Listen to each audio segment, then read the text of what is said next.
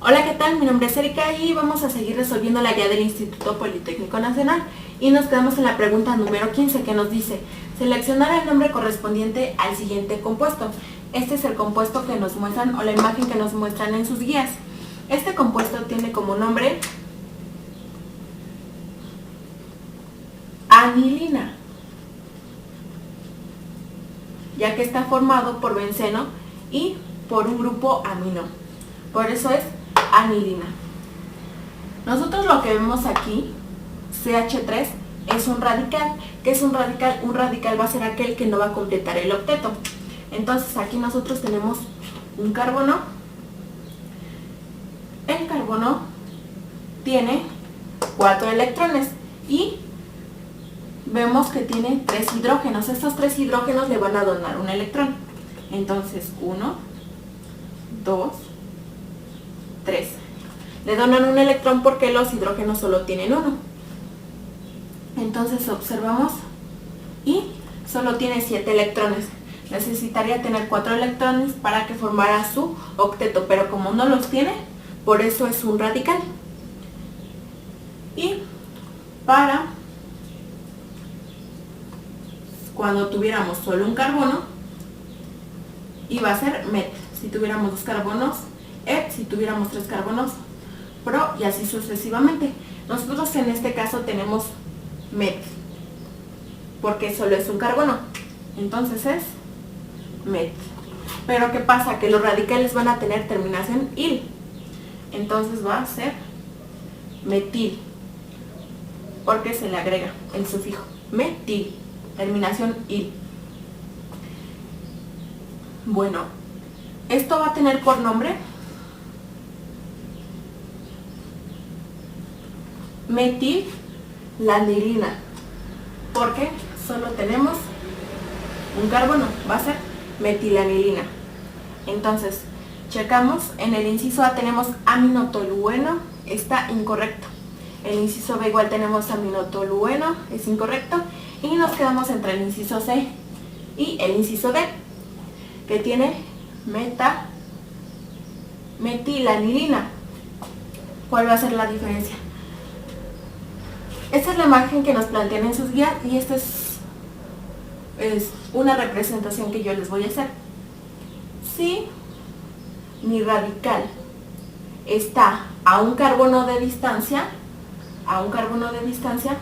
va a ser orto. Si mi metil está a 2 carbonos de distancia de mi grupo, va a ser meta.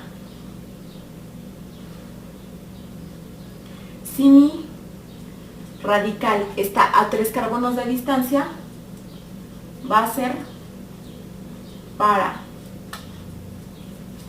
Observamos la siguiente representación y vemos que mi radical, mi metil, no está a un carbono de distancia, por lo tanto no va a ser orto. Pero vemos que sí está a 2 carbonos de distancia, y a 2 carbonos de distancia va a ser meta. Quedamos que era meta.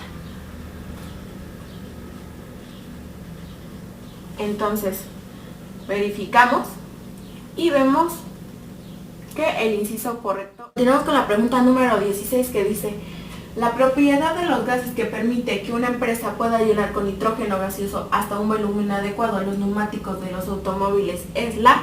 En el inciso A tenemos la miscibilidad. La miscibilidad es la capacidad de mezclarse. Y aquí nosotros solo tenemos nitrógeno gaseoso. Sabemos que para una mezcla es la combinación de 2 o más sustancias. Aquí solo tenemos una, nitrógeno gaseoso, y no nos está mencionando que se esté combinando con otra. Por lo tanto, miscibilidad no es. En el inciso B tenemos difusibilidad, que es aquella propiedad que tienen los gases de mezclarse unos con otros con una gran facilidad. Esto se debe al movimiento de sus moléculas. Y un ejemplo de esto podremos tener un globo de helio. Todos hemos tenido un globo de helio y conforme pasan los días vemos que cada vez se va haciendo cada vez más pequeño y que va perdiendo el gas que tiene adentro.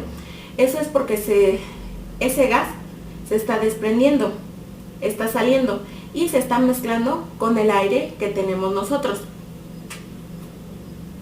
Por lo tanto, difusibilidad no es. En el inciso C tenemos expansibilidad y en el inciso D compresibilidad. En la expansibilidad es un aumento de volumen, de expandir, y en compresibilidad es una disminución de volumen. Sabemos que nuestros gases no tienen forma, sino que estos adoptan la forma del recipiente.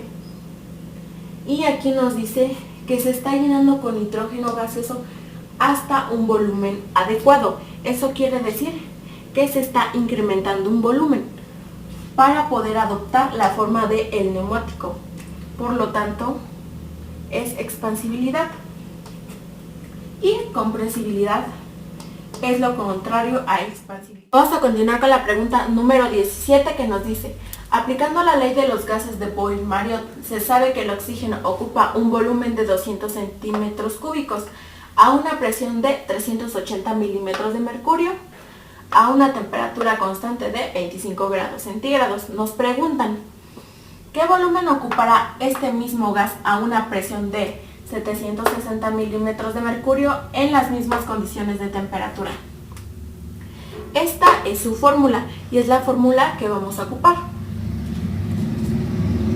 Que nos dice que presión 1 por volumen 1 es igual a la presión 2 por el volumen 2. Entonces nosotros vamos a ver qué datos son los que nos brindan. Nos dan un volumen 1, mi primer volumen de 200 centímetros cúbicos a una presión de, la primera presión que me brindan, presión 1, es de 380 milímetros de mercurio a una temperatura constante. Eso quiere decir que no va a cambiar. Y aquí nos dan una presión de 760. Nos proporcionan una segunda presión que va a ser la presión 2 de 760 milímetros de mercurio. Y nos están preguntando entonces por el volumen 2. Volumen 2 es el que nos falta. Nosotros vamos a despejar para que me quede solita mi volumen 2 para poder determinar de cuánto es. Aquí, ¿qué nos estorba? Nos estorba la presión 2. Está multiplicando. ¿A quién está multiplicando? Al volumen 2. Entonces la voy a pasar del otro lado dividiendo. Y ya quedó. Mi volumen 2 es igual a la presión 1 por volumen 1 entre la presión 2. Aquí abajo lo voy a poner.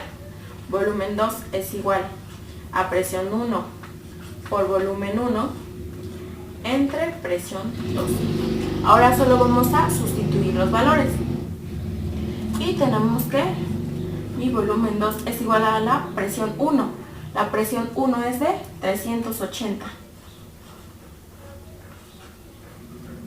milímetros de mercurio por el primer volumen que nos dan, que es de 200 centímetros cúbicos entre la presión 2.